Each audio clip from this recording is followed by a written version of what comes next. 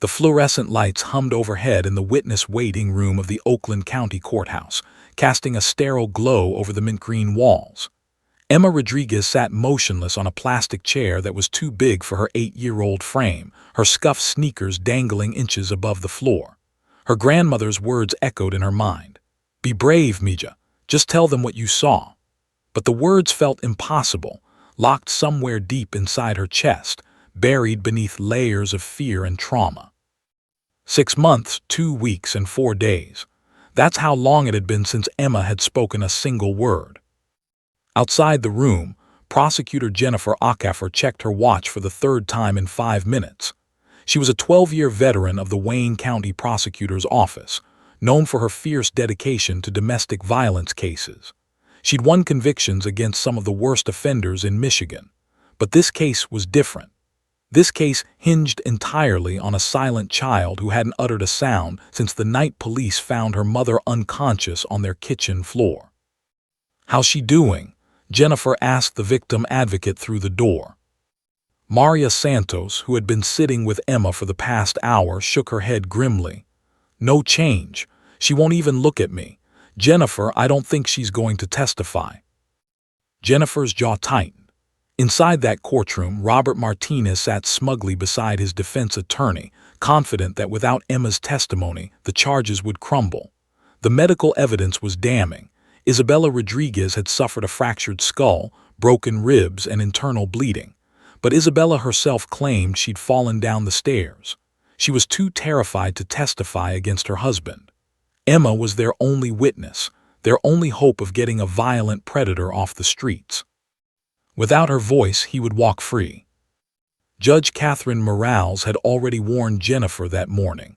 "Counselor, if your witness cannot or will not testify, I'm prepared to dismiss these charges by noon. I will not traumatize a child by forcing her onto that stand if she's unable to speak." It was 11:15 a.m. Jennifer pinched the bridge of her nose, feeling the weight of failure pressing down on her shoulders. She'd made promises to Isabella, promises that justice would be served, that her daughter wouldn't have suffered in vain, that the nightmare would end. How could she face that broken woman and admit defeat?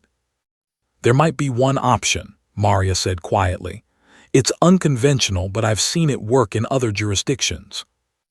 "I'm listening," Jennifer said, desperation creeping into her voice. "There's a woman named Sarah Chen.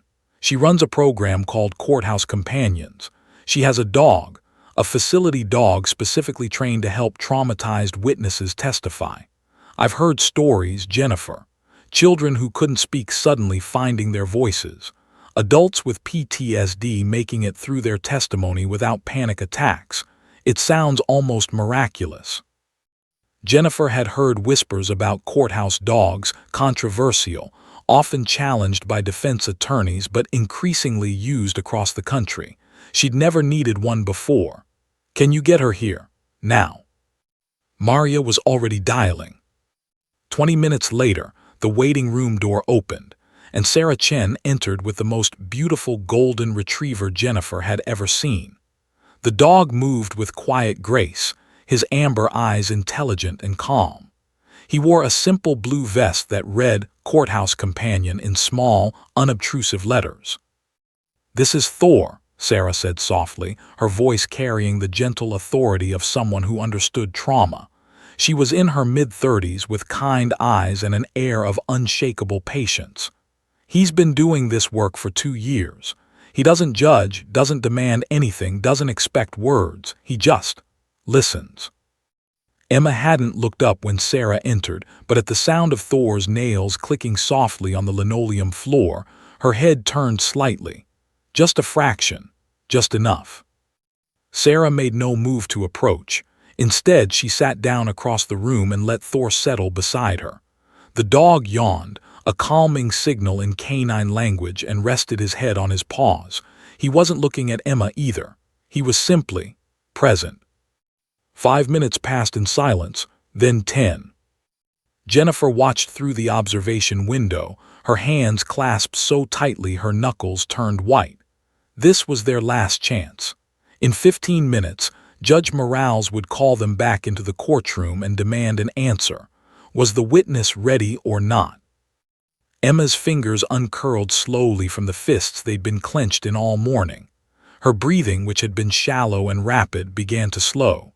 She glanced at Thor again, a longer look this time. The dog's tail wagged once, almost imperceptibly, but he didn't move otherwise. Sarah spoke, her voice barely above a whisper. "Emma, Thor wants you to know something. He's been where you are. Not exactly the same, but similar. He's felt scared before. He's felt like the world was too big and too loud and too hard. And sometimes, when things felt impossible, the only thing that helped was having someone sit with him quietly. Someone who didn't need him to be anything other than exactly what he was." Emma's eyes filled with tears. The first tears Jennifer had seen from the child in all their preparation sessions. "You don't have to talk to me," Sarah continued. "You don't have to talk to anyone in that courtroom, but if you want to tell Thor what happened, he'll listen. He's very good at listening. And sometimes when we tell the truth to someone who really listens, something changes. Something gets a little bit lighter." Emma slid off her chair. Her movements were hesitant, like a deer approaching a clearing. One step, then another. Thor remained perfectly still, his training evident in every fiber of his being. This was the most critical moment. Too much eagerness could spook her. Too little response could seem like rejection. Emma stopped 3 feet away. Her small voice, rusty from disuse and thick with tears, broke the silence. "Does he bite?" Sarah smiled gently, tears glistening in her own eyes. "No, sweetheart, never. He's the gentlest soul you'll ever meet." Emma took one more step, then another, then collapsed to her knees beside Thor. Her small arms wrapped around his neck, and she buried her face in his golden fur. Her shoulders shook with silent sobs, 6 months of trapped pain finally finding release.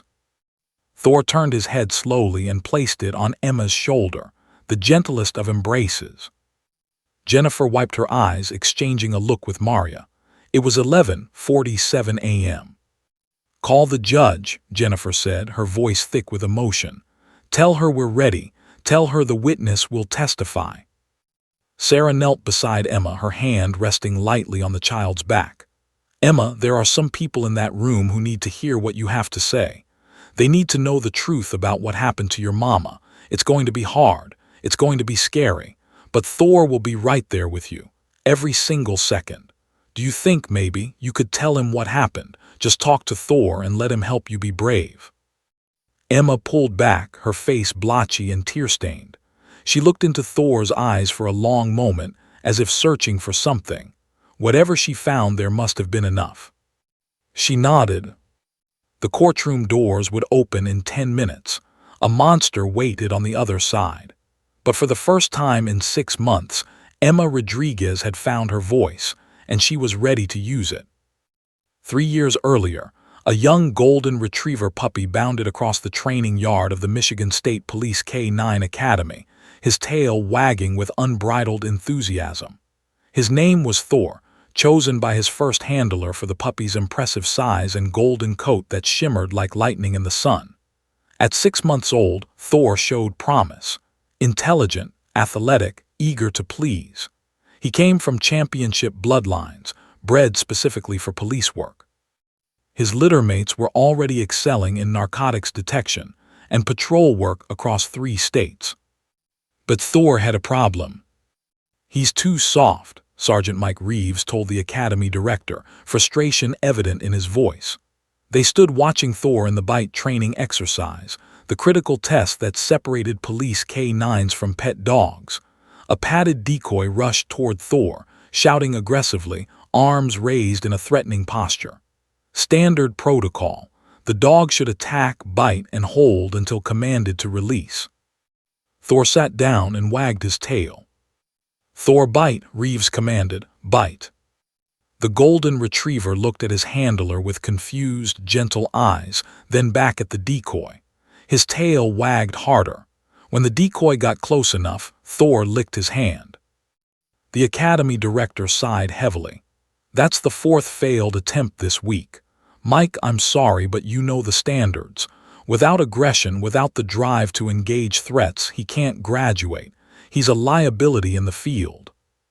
"But he's perfect at everything else," Reeves protested, though he knew it was futile. "His obedience scores are off the charts. His nose work is exceptional. He tracks better than dogs twice his age." "Doesn't matter if he won't bite, that's non-negotiable for patrol work." The director placed a hand on Reeves' shoulder. "He's a great dog, Mike, just not a police dog. We'll place him with a good family. He'll make someone a wonderful pet." Reeves looked down at Thor, who gazed back with absolute trust and devotion. The handler's heart broke a little. He'd spent 6 months bonding with this dog, believing Thor would be his partner for the next decade. "Yeah," he said quietly, "someone will be lucky to have him." The word spread quickly through the K9 community. Another washout, another soft dog unsuitable for the rigors of police work. Thor was placed on the adoption list, his law enforcement career over before it began. That's when Sarah Chen saw his photograph. Sarah had been a social worker for 8 years, specializing in child trauma cases. She'd sat with countless victims, children who'd witnessed violence, experienced abuse, survived the unimaginable. She'd held their hands through interviews, court proceedings, and therapy sessions, and she'd watched too many of them crumble on the witness stand, unable to articulate their trauma while their abusers sat mere feet away. The system was broken. It demanded that traumatized children perform like adult witnesses, coherent, composed, articulate, when their nervous systems were still frozen in fight-or-flight mode. Sarah had spent years advocating for reforms, pushing for trauma-informed court procedures, but change came agonizingly slow.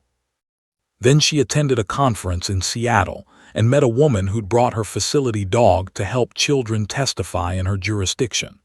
The results were remarkable. Completion rates for child testimony had increased by 73%. Panic attacks during testimony had dropped by 65%. And most importantly, conviction rates in child abuse cases had risen dramatically. Sarah became obsessed with the concept. She researched extensively, reading every study she could find about animal-assisted interventions in legal settings. She learned about the Courthouse Dogs Foundation, pioneered by Ellen O'Neill Stevens, which had been placing specially trained dogs in courtrooms since 2003. She discovered that Washington state had passed legislation explicitly allowing facility dogs in court. The science was clear. The presence of a calm, trained dog could lower cortisol levels, reduce blood pressure, and help traumatized individuals access the parts of their brain needed for verbal communication. But when Sarah proposed the idea to the Wayne County courts, she hit resistance. "Dogs in the courtroom," Judge Thomas Harrison had scoffed during the Judicial Committee meeting. "What's next? Therapy ponies, emotional support parrots. This is a court of law, Ms. Chen, not a petting zoo." "With respect, Your Honor, this isn't about comfort animals. These are professionally trained service dogs that meet the same standards as guide dogs for the blind. The research is likely biased and inconclusive," interrupted defense attorney Paul Kramer. "And frankly, Ms. Chen, you're talking about introducing a prejudicial element into trials. Jurors see a cute dog comforting a witness and automatically assume the defendant is guilty. It's manipulative." Sarah had expected this argument. Actually, studies show facility dogs don't influence verdict outcomes. What they do is help witnesses manage their physiological trauma responses long enough to complete their testimony. Without them, many victims can't testify at all.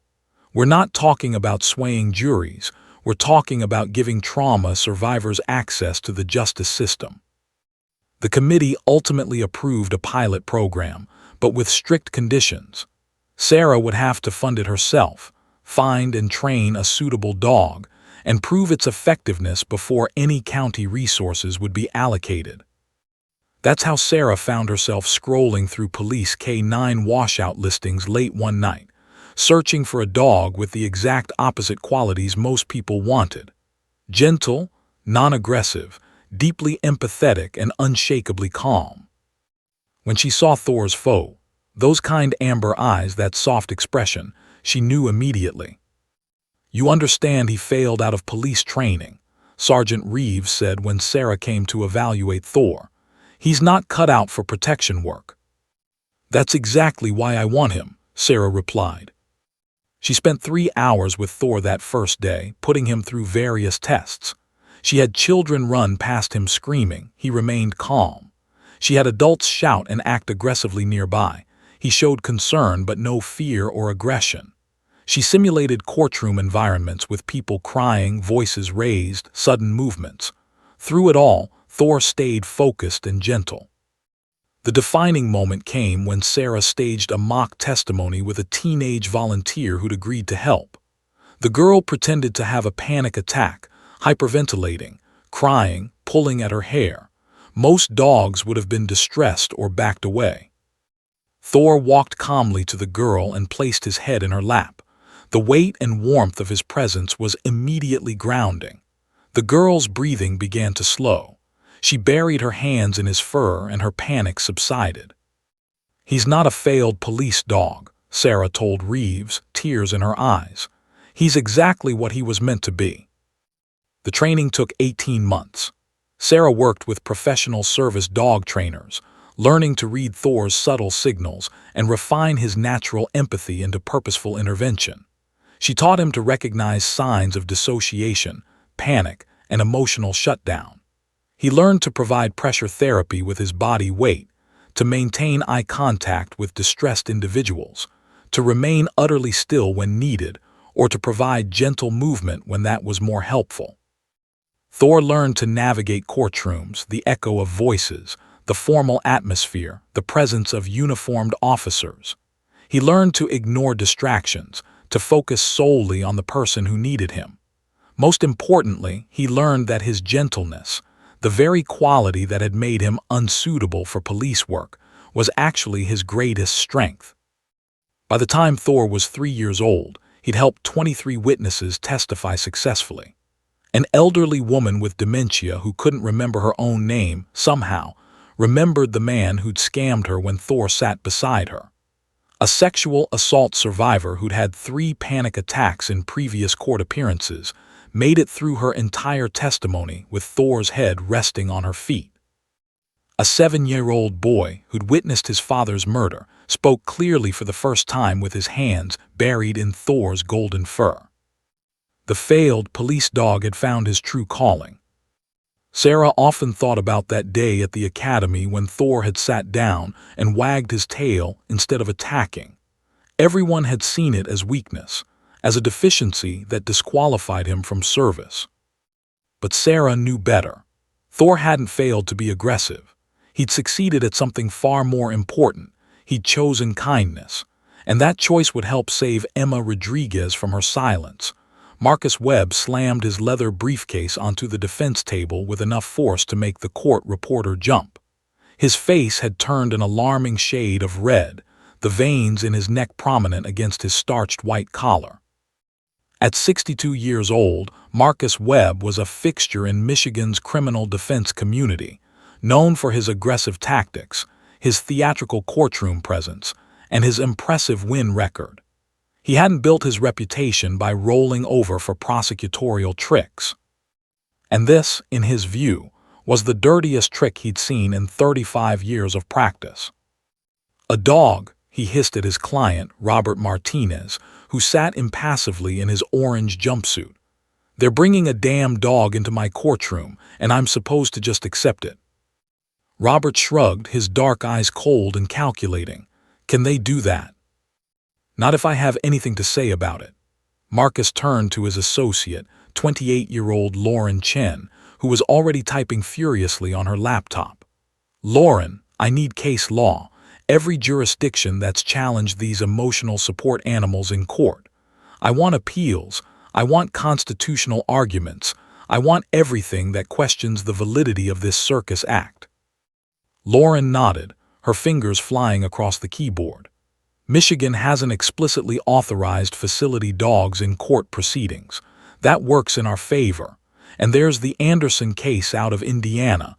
Defense successfully argued prejudicial impact. Perfect. Marcus's mind was already racing through his strategy. File an emergency motion to exclude. I want it in front of Judge Morales within the hour. By 1:15 p.m., the courtroom had transformed into a battlefield. Judge Catherine Morales sat behind her bench, her reading glasses perched on her nose as she reviewed the hastily filed motion. At 54, she was known for her fairness, her sharp legal mind, and her intolerance for grandstanding. She'd been on the bench for 12 years and had seen every trick in the book, but this was a first. "Your Honor," Marcus began, rising with the controlled anger of a man who believed justice itself was under attack.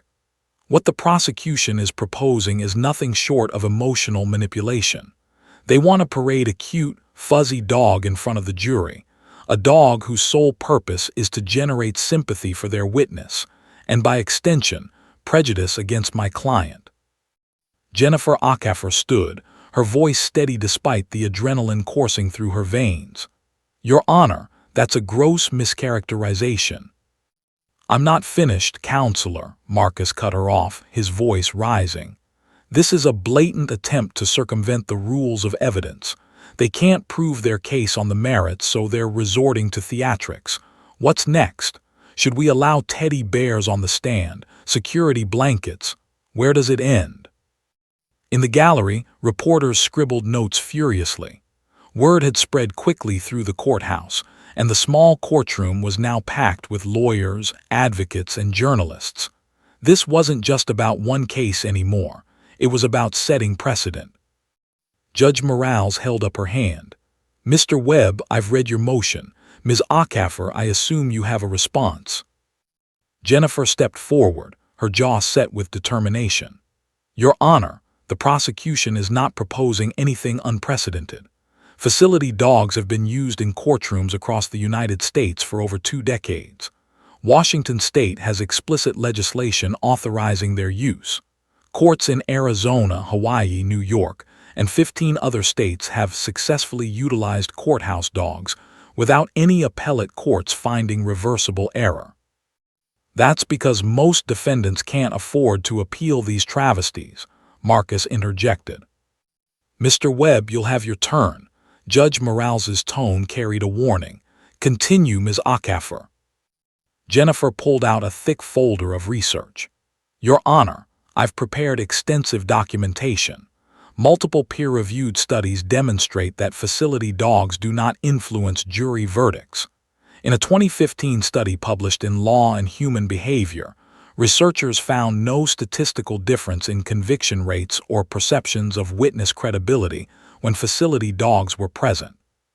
What they did find was that witnesses, particularly trauma survivors, were able to complete their testimony at significantly higher rates." "And I have studies that say otherwise," Marcus countered, though his folder was noticeably thinner. "The very presence of a dog creates an emotional atmosphere incompatible with objective fact-finding. The jury sees a child clinging to a dog and they think, that poor baby needs a dog to testify. The defendant must be guilty. It's prejudicial, Your Honor, fundamentally prejudicial."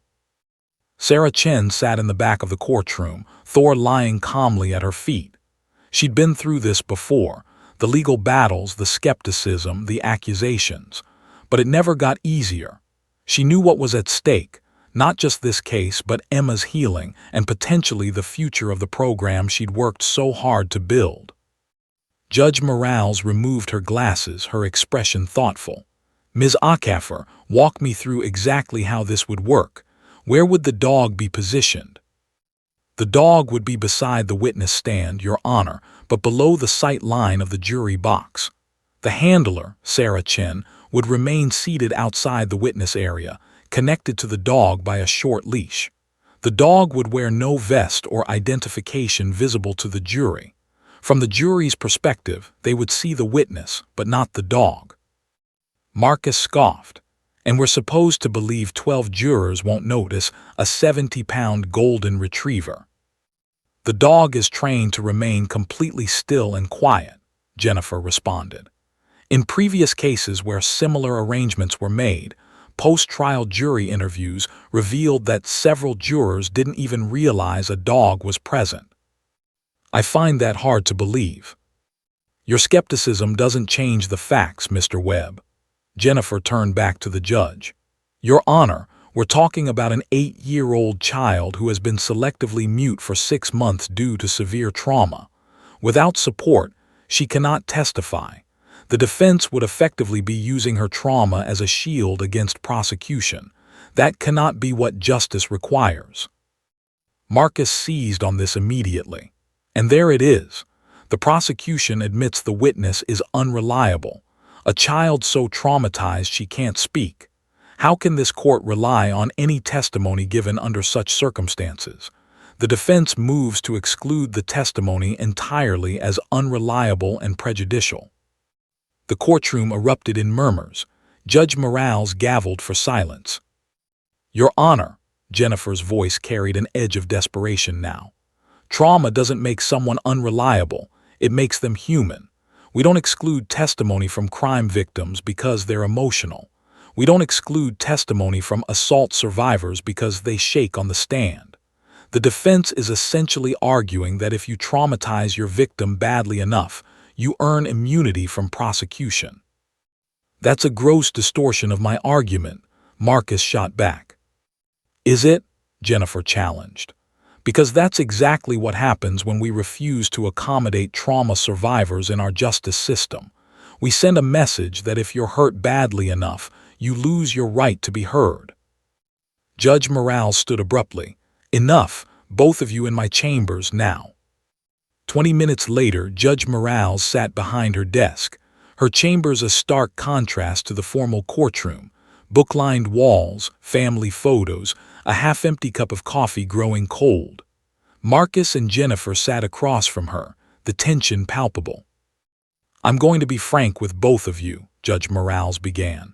This case has put me in an impossible position. On one hand, Mr. Webb, your concerns about prejudice are not without merit. The law requires us to be scrupulously fair to defendants, especially, defendants accused of terrible crimes. Marcus nodded, vindication in his eyes. However, the judge continued, her gaze shifting to Jennifer, Ms. Acaffer is also correct that we cannot allow trauma to become a barrier to justice. I've read the research she provided. I've also read your case citations, Mr. Webb, and I've spent the last hour reviewing appellate decisions from every jurisdiction that's addressed this issue. She paused, her decision weighing heavy. Here's my ruling. I'm going to allow the facility dog, but with strict conditions. The dog must remain completely out of the jury's sight line. No vests, no identification, no visible indicators of its purpose. Ms. Chen will be positioned where the jury cannot see her reactions. If at any point I observe the dog influencing the proceedings in a prejudicial manner, I will remove it immediately. And Mr. Webb, for the record, you are preserving your objection for appeal. Marcus's jaw clenched. Your Honor, I must strongly object. Your objection is noted and preserved, but I will not allow this child to be silenced by her trauma. Judge Morales's voice was firm. This court reconvenes in 1 hour. Ms. Acaffer, have your witness ready. As they filed out of chambers, Marcus pulled Lauren aside in the hallway. Start drafting the appeal, he muttered. We're going to lose this battle, but we might win the war. Jennifer stood by the window, watching storm clouds gather outside. In 1 hour, Emma would take the stand. With Thor by her side, maybe, just maybe, justice would finally be served. But first, the little girl who hadn't spoken in 6 months would have to find her voice in the most intimidating room of her life. The private consultation room was smaller than Emma remembered from her last visit, or perhaps she had just gotten smaller, shrinking into herself over these past months. The walls were a pale yellow, meant to be cheerful, but instead felt tired and faded under the harsh overhead lighting. A box of tissues sat on the corner of a scratched wooden table. Emma had learned that wherever adults took her these days, there were always tissues nearby. Her mother, Isabella Rodriguez, sat in the corner, her hands clasped tightly in her lap. The bruises had faded from her face weeks ago, but invisible scars remained. Her left eye still twitched when she was anxious, a lasting gift from her husband's fists. She watched her daughter with a mixture of hope and heartbreak, this child who used to sing constantly, who had filled their small apartment with chatter and laughter and questions. That little girl had died the night the police sirens wailed through their neighborhood. "Mija," Isabella whispered, though Emma didn't respond. She never did anymore. "The lady with the dog will be here soon. You don't have to be afraid." But Emma was afraid. She was afraid of everything. Afraid of the courtroom waiting beyond that door. Afraid of the man who would be sitting there watching her with those cold, dead eyes. Afraid of the words trapped inside her throat like stones she couldn't swallow.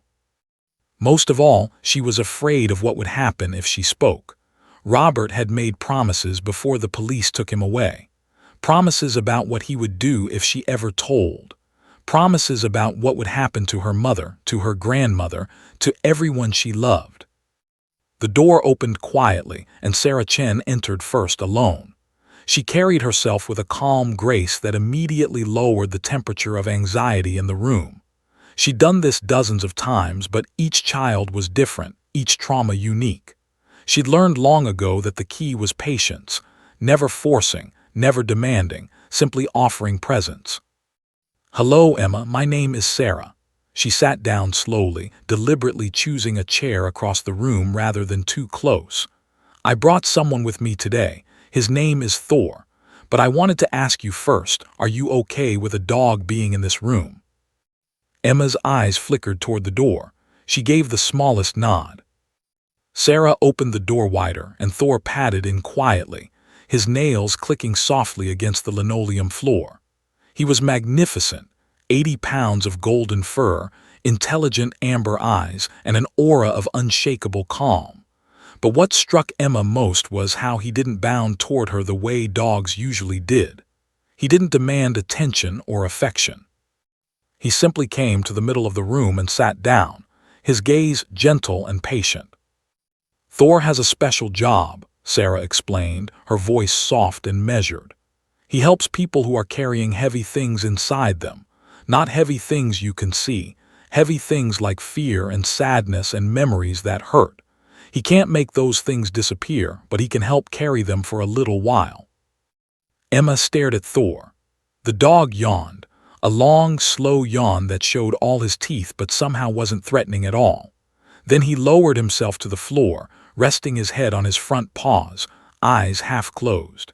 He looked completely at peace, as if this pale yellow room with its nervous energy and unspoken pain was the most natural place in the world to be.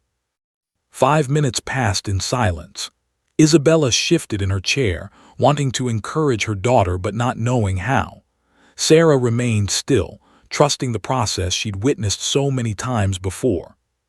Thor's breathing was audible in the quiet, deep, steady, rhythmic, like a heartbeat you could hear. Emma's own breathing began to synchronize with it, unconsciously matching the dog's calm pattern. Her shoulders, which had been hunched up near her ears, began to lower fractionally.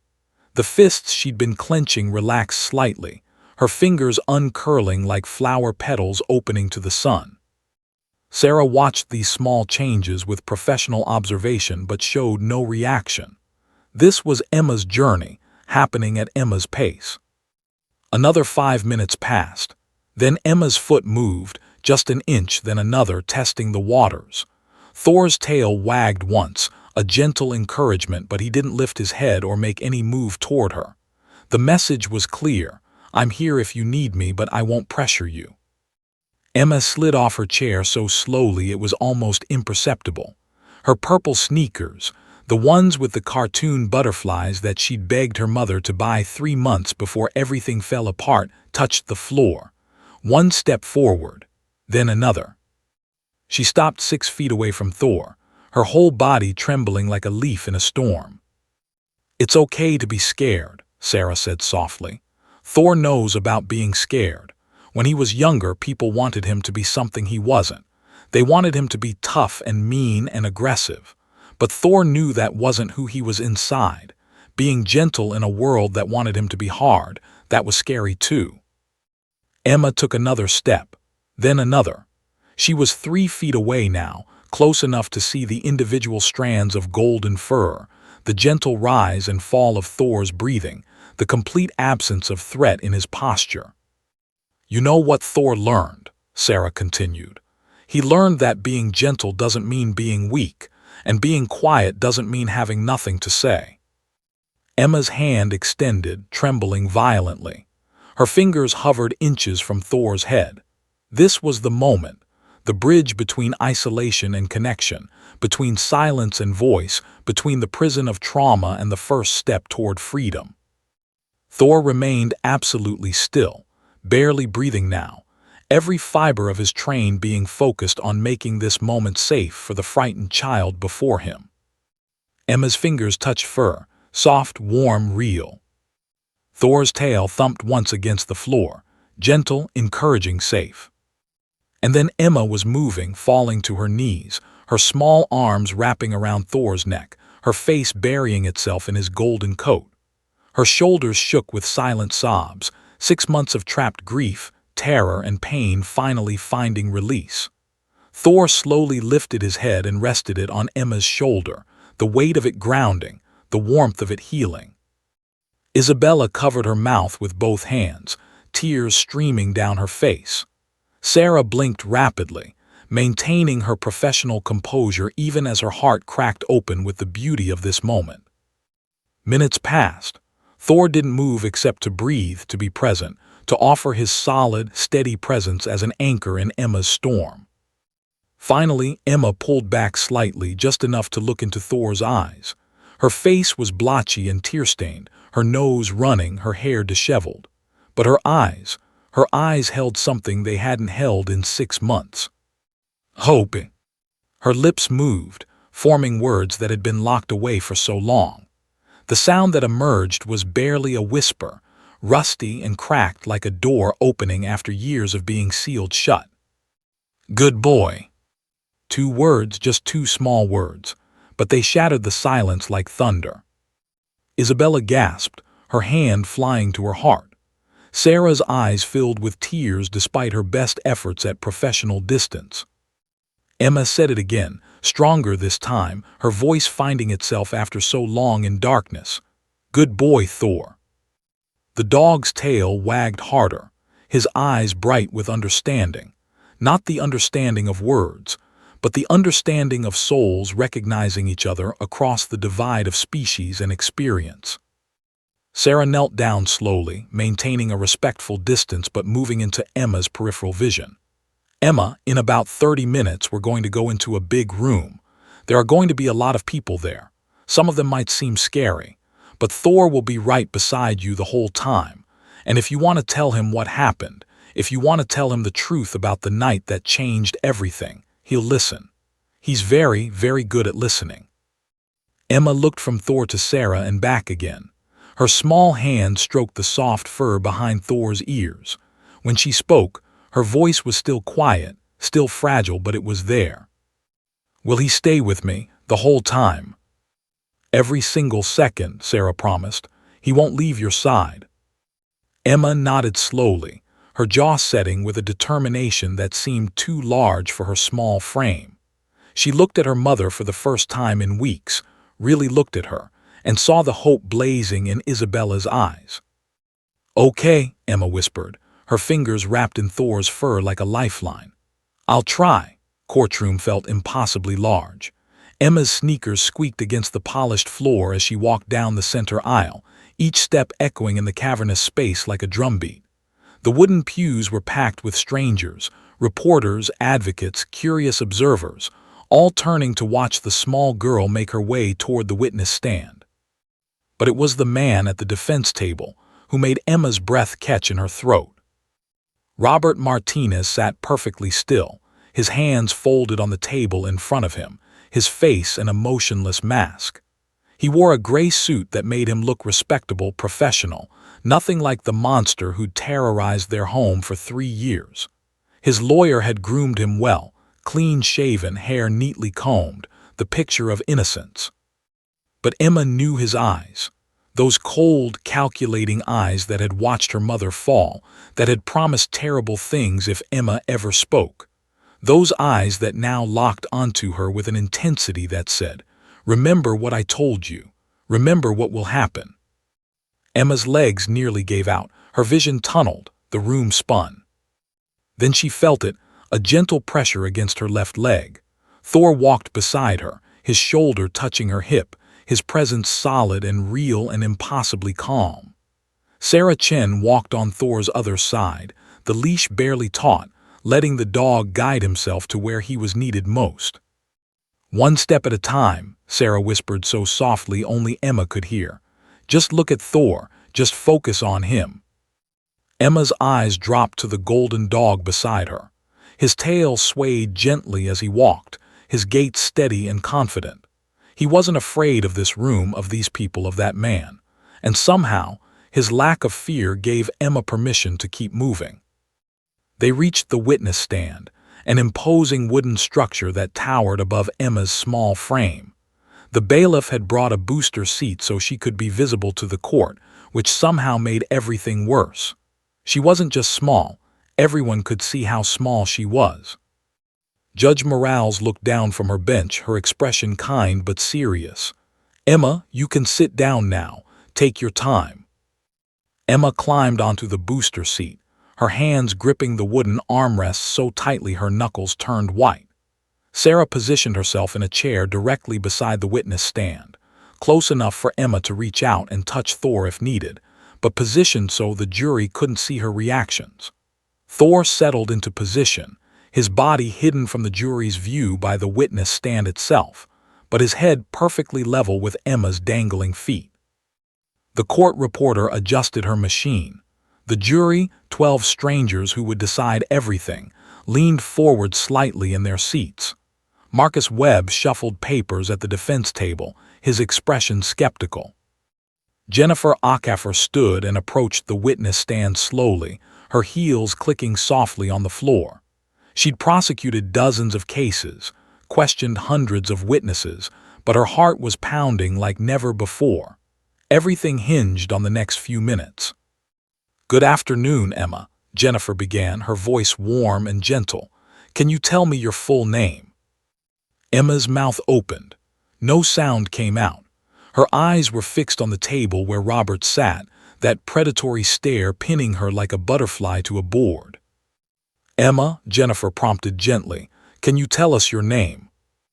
Sarah had warned Jennifer about this, the freeze response, the dissociation that trauma survivors experienced when confronted with their abusers.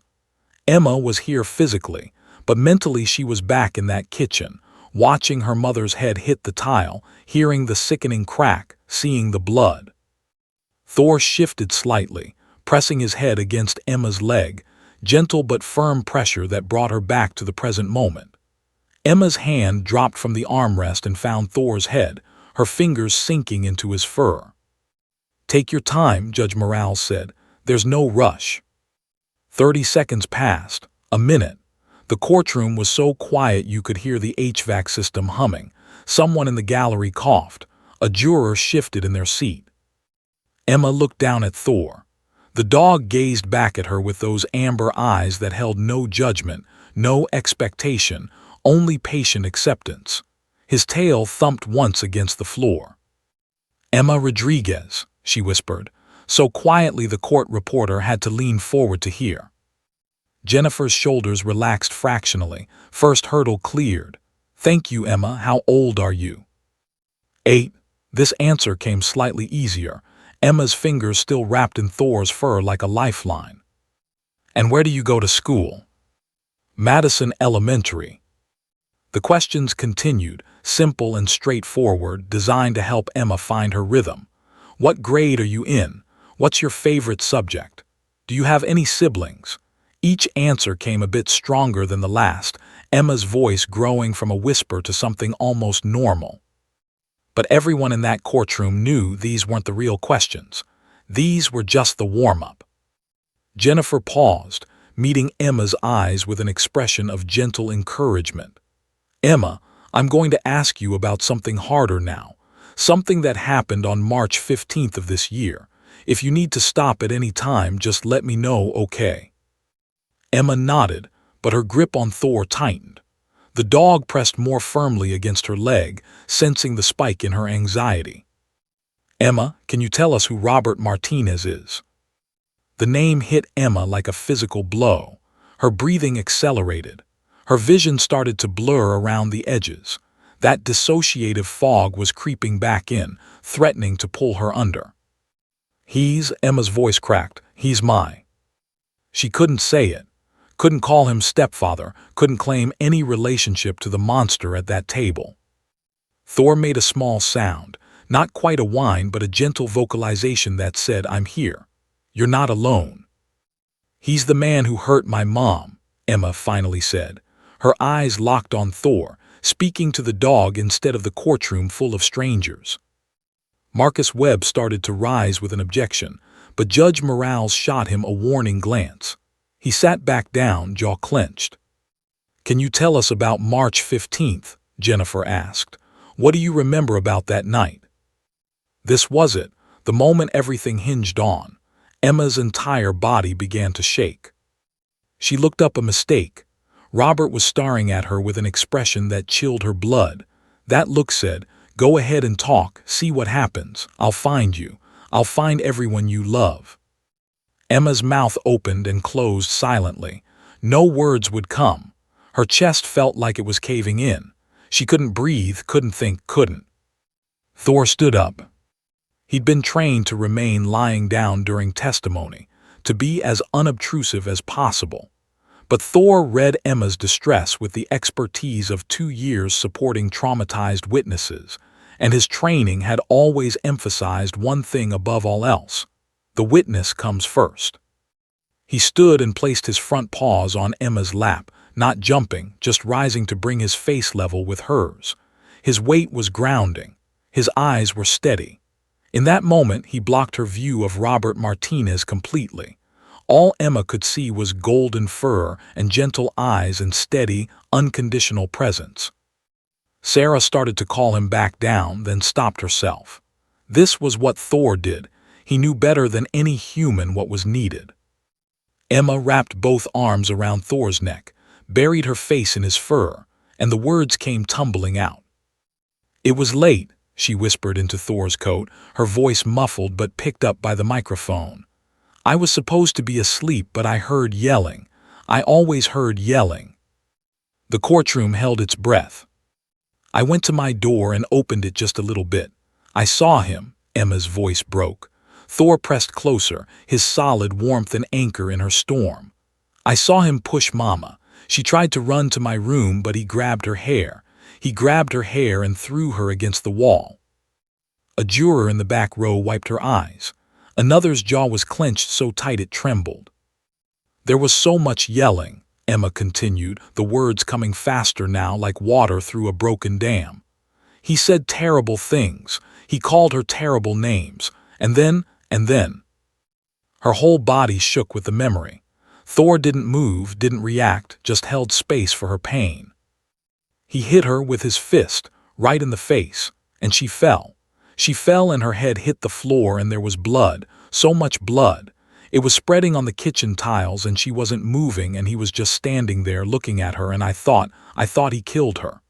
Emma's voice grew stronger, the dam fully broken now. Words that had been locked inside for 6 months poured out in a torrent, each sentence spoken directly to Thor, as if the dog were the only being in the universe who could truly understand. "I ran back to my room," Emma continued, her fingers knotted in Thor's fur. "I hid under my bed. I thought if he knew I saw, he would hurt me too. I could hear him walking around the kitchen. I heard water running. I heard him on the phone calling for an ambulance, pretending to be worried, using his nice voice. The voice he used when other people were around." Jennifer Ackafer stood perfectly still, not daring to interrupt the flow of testimony she'd fought so hard to make possible. Every prosecutor knew these moments were sacred. When a witness found their courage and the truth came rushing out, you stayed silent and let it happen. But before the ambulance came, Emma's voice dropped to barely above a whisper. He came to my room. He opened the door real quiet. I squeezed my eyes shut and pretended to be asleep, but I don't think he believed me. He came close to my bed and whispered. Emma's voice cracked, tears streaming down her face into Thor's golden coat. He whispered that if I ever told anyone what I saw, he would make sure Mama never woke up. He said he knew people, bad people.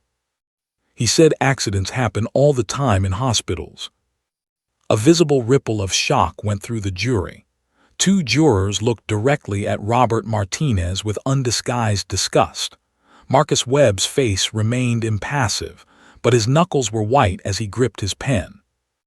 He told me that if I was smart, I would keep my mouth shut forever.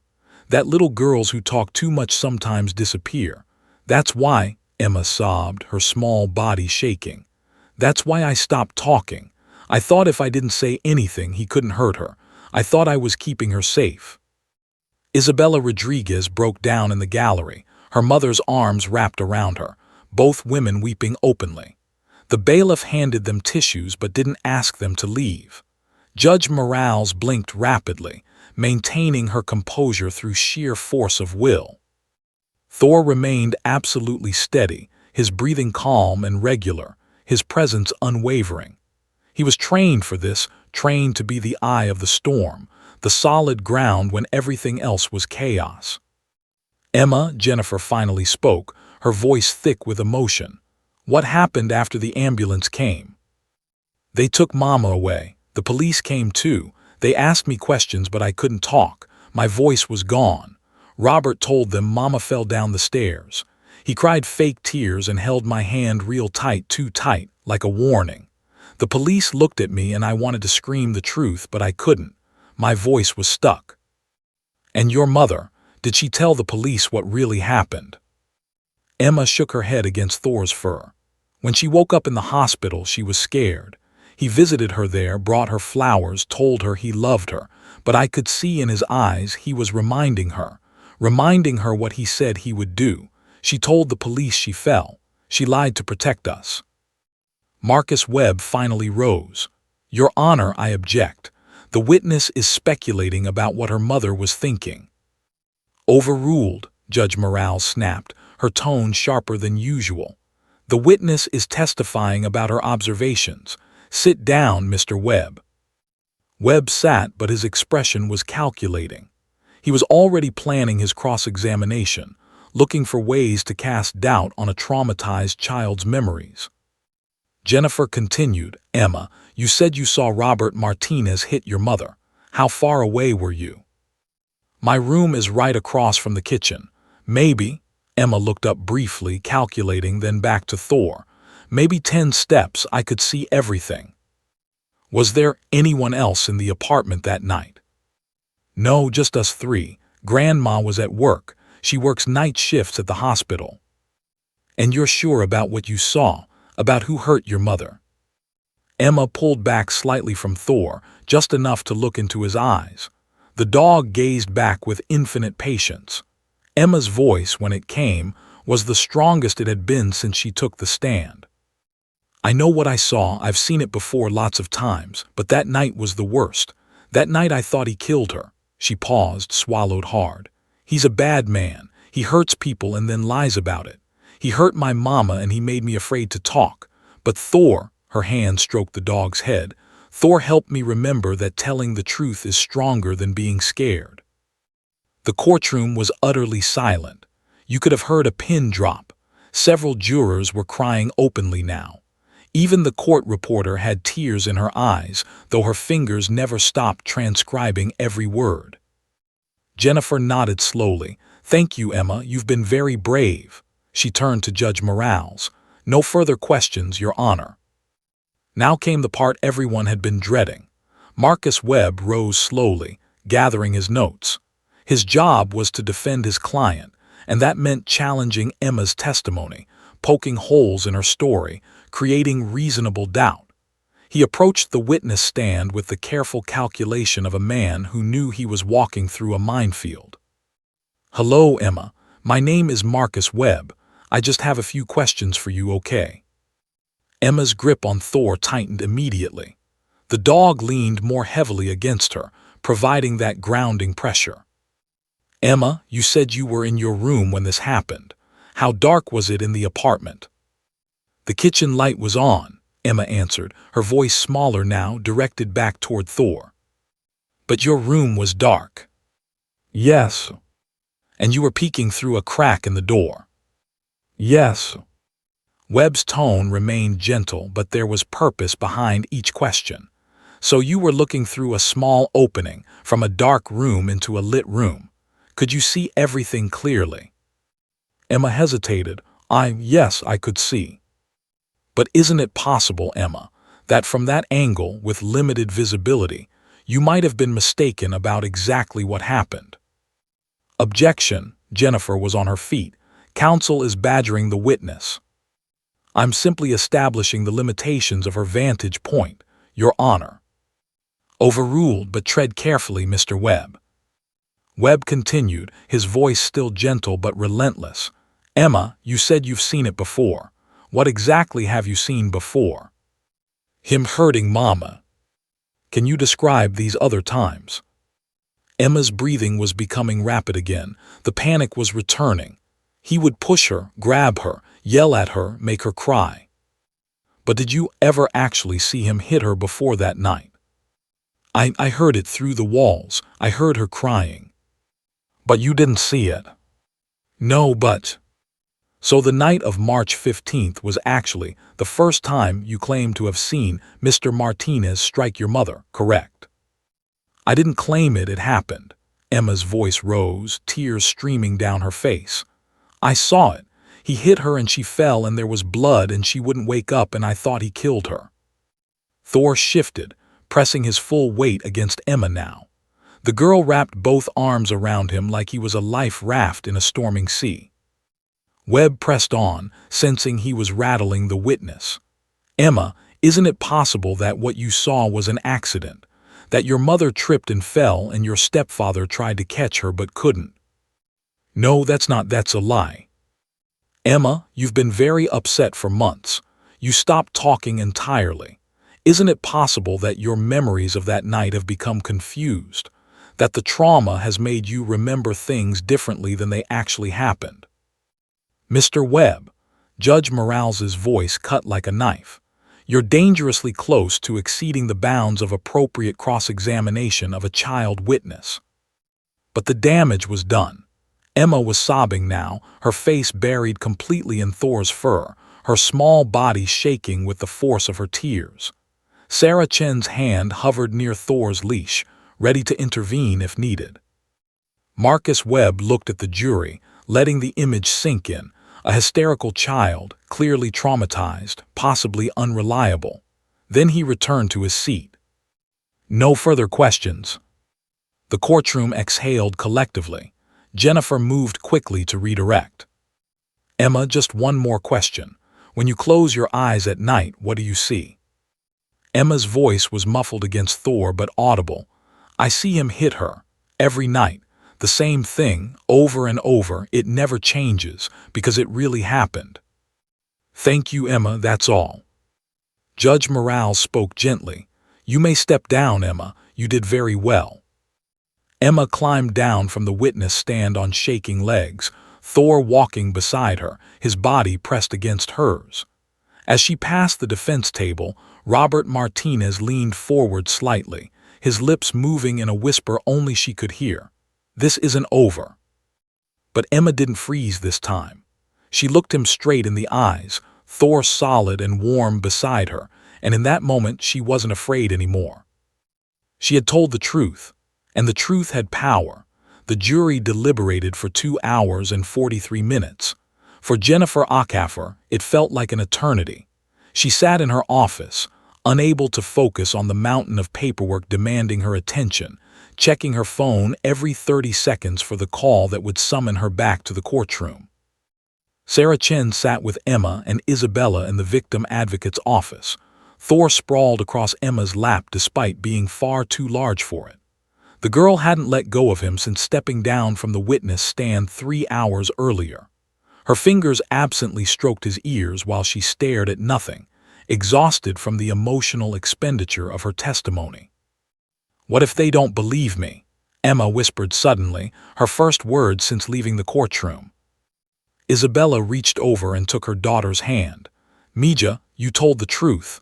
That's all anyone can ask of you." But Mr. Webb made it sound like I was confused, like maybe I didn't really see what I saw. Sarah leaned forward, her voice gentle but firm. "Emma, do you know what you did today? You stood up in front of a room full of strangers and told the hardest truth of your life.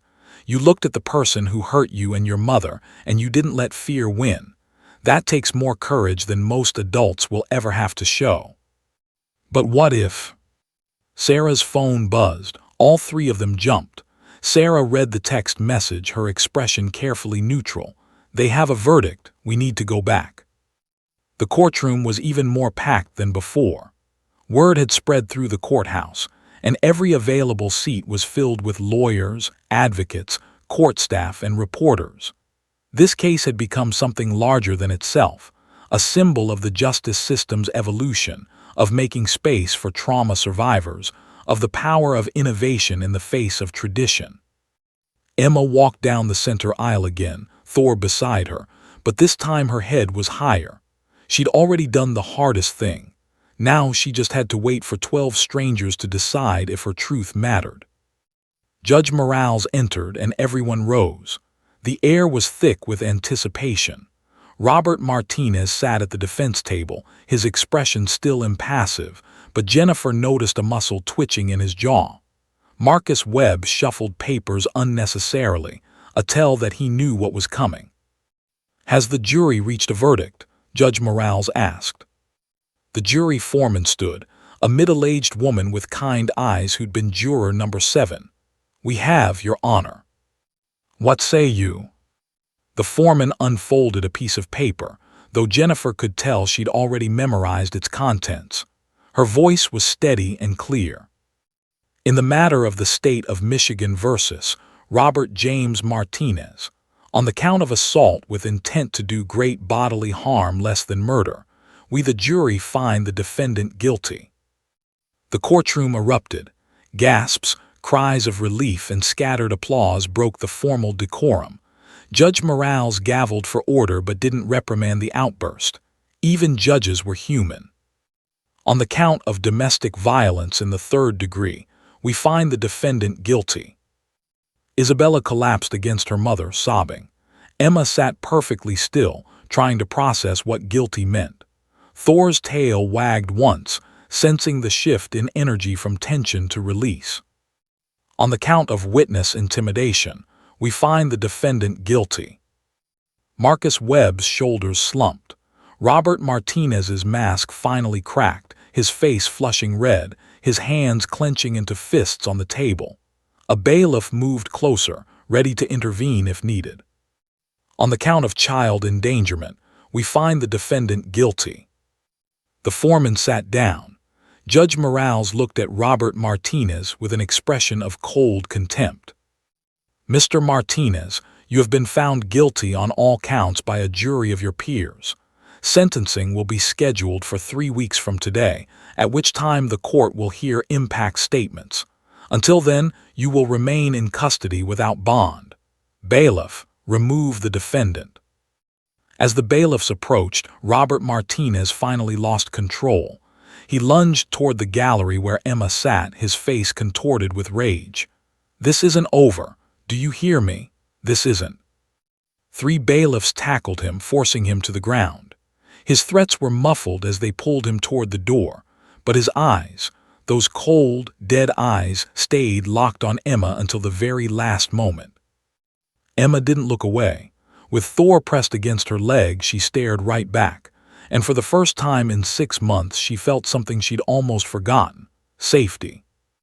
The media explosion was immediate and overwhelming. By that evening, Emma's story, carefully anonymized to protect her identity, was trending on social media. "Courthouse Dog Helps Silent Girl Find Her Voice" read the headlines. News crews descended on the courthouse steps. Sarah Chen found herself fielding interview requests from CNN, NBC, Good Morning America, and dozens of local stations. "This isn't just about one dog or one case," Sarah told a reporter from the Detroit Free Press. "This is about recognizing that trauma survivors deserve access to justice. For too long, we've expected victims, especially children, to function like perfect witnesses in the most terrifying moments of their lives. Facility dogs like Thor don't manipulate juries. They don't influence verdicts. They simply help traumatized individuals manage their physiological responses long enough to tell their truth." The story resonated nationally. By the end of the week, Michigan State Representative Amanda Chen, no relation to Sarah, had introduced House Bill 4892, dubbed Thor's Law by the media. The legislation would mandate that facility dogs be made available in all Michigan courtrooms for vulnerable witnesses, children, assault survivors, individuals with disabilities, and others who might benefit from their presence. "What happened in that Oakland County courtroom shouldn't be exceptional," Representative Chen said at a press conference. "It should be standard. Every trauma survivor deserves the support they need to participate in our justice system." The bill gained bipartisan support with unusual speed. Republicans praised it as supporting law and order by helping prosecute violent criminals. Democrats championed it as trauma-informed justice reform. Within 6 months, it would pass both chambers unanimously and be signed into law by the governor. But the ripple effects extended beyond Michigan. Courthouse dog programs in Texas, Ohio, Washington, Arizona, and New York reported flooding donation requests and volunteer applications. The Courthouse Dogs Foundation saw their funding triple. Law schools began teaching about facility dogs in trial advocacy courses. What had once been a controversial innovation was rapidly becoming accepted practice. 3 weeks later, at the sentencing hearing, Isabella Rodriguez spoke for the first time about what her husband had done to her. Standing at the podium, her voice shaking but determined, she described years of escalating abuse, of threats, of living in constant fear. "He didn't just hurt my body," Isabella said. "He tried to kill my daughter's spirit. He silenced her with fear, but she found her courage, and her courage gave me mine." Judge Morales listened intently, then delivered her sentence. "Mr. Martinez, you have been convicted of heinous crimes against the people you were supposed to protect. You brutalized your wife. You terrorized a child. You threatened witnesses to cover your crimes. This court sentences you to 15 years in the Michigan Department of Corrections on the assault charge, to run consecutively with 5 years for witness intimidation. You will serve a minimum of 17 years before being eligible for parole." The gavel came down with finality. Emma, sitting in the gallery with Thor beside her, felt something release in her chest, a weight she'd been carrying so long she'd forgotten what it felt like to breathe without it. "It's over," her mother whispered, pulling her close. "It's really over." But Emma knew it wasn't over, not in the sense of being forgotten. It was over in the sense that a chapter was ending and a new one was beginning. The girl who had been silenced had found her voice, and that voice had changed everything. That evening, Emma spoke to her grandmother on the phone, really spoke, not just whispered words but actual conversation. She told her about her day at school, about the book she was reading, about the friend who'd invited her to a birthday party. Small, ordinary things, beautiful, ordinary things. The sounds of a little girl learning to be a little girl again. 2 years later, on a crisp October morning, 10-year-old Emma Rodriguez stood backstage at the Michigan State Capitol building, nervously smoothing down her blue dress. Her grandmother had helped her pick it out. "Something special for a special day," she'd said. Through the curtain, Emma could hear the murmur of hundreds of voices filling the auditorium. "You don't have to do this, Mija," Isabella whispered, kneeling beside her daughter. "If it's too much, we can leave right now." Emma shook her head, her ponytail swaying. "I want to, Mama. People need to hear." Sarah Chen approached with Thor at her side, and Emma's face lit up the way it always did when she saw the golden dog. Over the past 2 years, they'd maintained regular visits, not because Emma still needed therapeutic support, but because they'd bonded in a way that transcended the trauma that had brought them together. "Ready, Emma?" Sarah asked gently. Emma knelt and wrapped her arms around Thor's neck, breathing in his familiar scent, a ritual that had become her touchstone. "Thor, we're going to tell them about you, about how you saved me." Thor's tail wagged, his amber eyes calm and knowing. The ceremony was the official signing of Thor's law, the legislation that would mandate facility dog availability in all Michigan courtrooms for vulnerable witnesses. Governor Patricia Williams would sign it into law, but first, there would be speeches from legislators, advocates, and, most importantly, from Emma herself. Representative Amanda Chen took the podium first, her voice ringing through the auditorium. 2 years ago, a little girl walked into an Oakland County courtroom carrying a burden no child should ever bear. She was silent, traumatized, terrified. By all accounts, justice should have been impossible, but something extraordinary happened that day, something that changed not just one case, but the entire trajectory of how Michigan approaches trauma-informed justice. The audience applauded. Emma peeked through the curtain and saw them, hundreds of people. Judges in their robes, lawyers in suits, advocates, survivors, reporters, and in the front row, the jury foreman from her trial, the woman with kind eyes who'd said guilty 4 times and changed Emma's life. "Today," Representative Chen continued, "we recognize that justice isn't just about rules and procedures. It's about creating space for truth, even when truth is painful. It's about meeting people where they are, not demanding they meet us where we're comfortable. And sometimes that means welcoming a 4-legged colleague into our courtrooms." More applause. Sarah squeezed Emma's shoulder reassuringly. One by one, speakers took the podium. Jennifer Ackafer, who'd been promoted to deputy prosecutor, spoke about the 17 additional cases where facility dogs had helped secure convictions in her county alone. Judge Catherine Morales discussed the constitutional balance between defendant rights and victim access to justice. A law professor from University of Michigan explained the neuroscience behind why facility dogs worked, how they activated the parasympathetic nervous system, allowing traumatized individuals to access language centers that shut down during threat responses. Then it was Emma's turn. Sarah walked with her to the podium, Thor padding calmly between them. Someone had adjusted the microphone to Emma's height.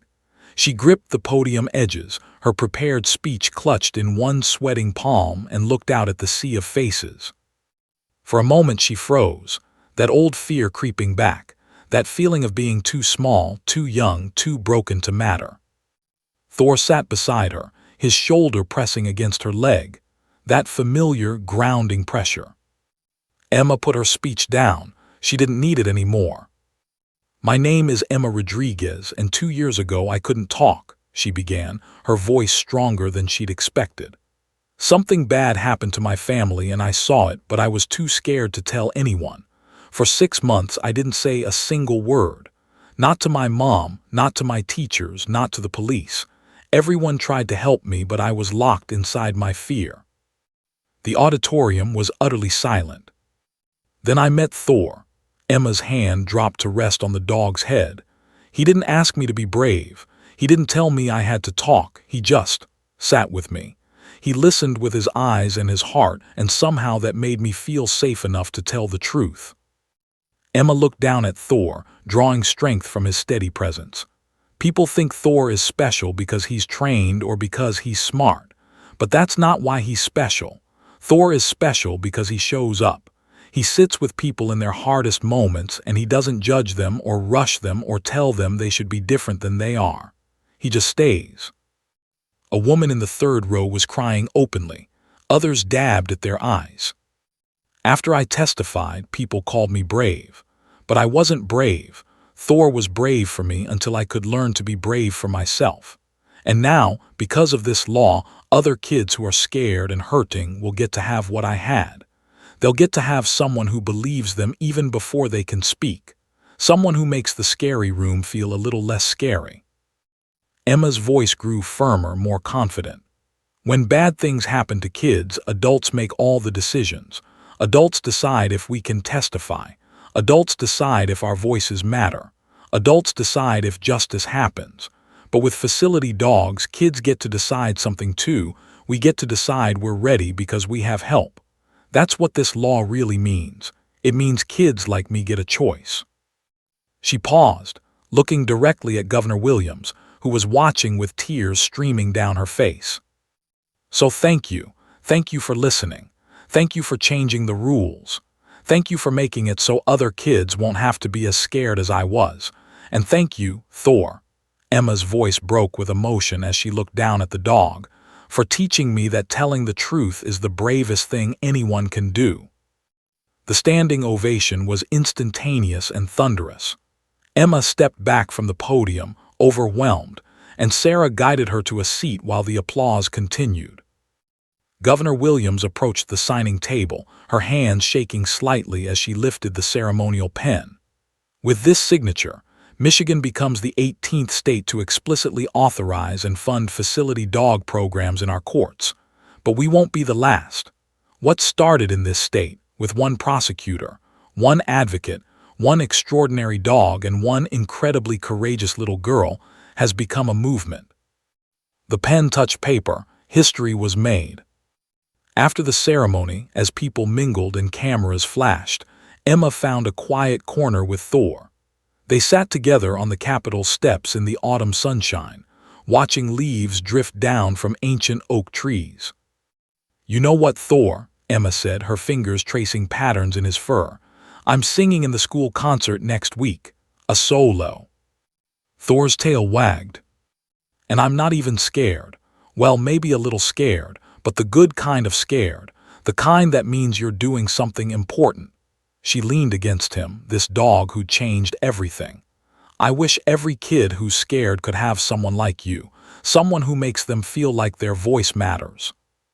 Sarah approached, smiling. "Emma, there's someone who wants to meet you."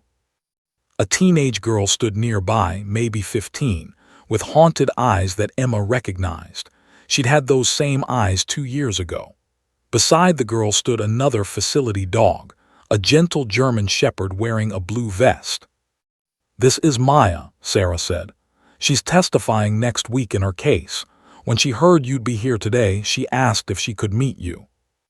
Emma stood, suddenly understanding the weight of what she represented. She wasn't just a survivor anymore. She was proof that survival was possible.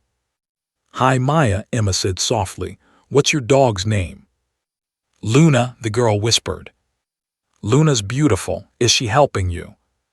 Maya nodded, tears in her eyes.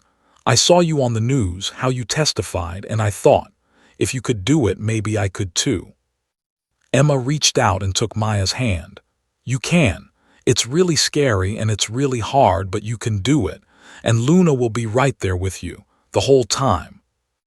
As Emma watched Maya walk away with her dog, she realized something profound. Her voice, the voice she'd thought was lost forever, hadn't just come back. It had multiplied. It was echoing through courtrooms across the state, across the country, giving permission to other silent children to speak their truths. Thor nudged her hand, and Emma smiled. "Come on, boy," she said. "Let's go home." They walked together into the afternoon sunshine. A 10-year-old girl who'd found her voice, and a golden dog who'd helped her find it, leaving behind a legacy that would ripple forward through countless lives not yet touched, countless truths not yet spoken, countless moments when fear would meet courage and courage would win. Because sometimes, justice needs 4 paws and an understanding heart. Sometimes, the smallest voices tell the most important truths. And sometimes, a dog who failed at being tough succeeds at something far more important, being kind. The end.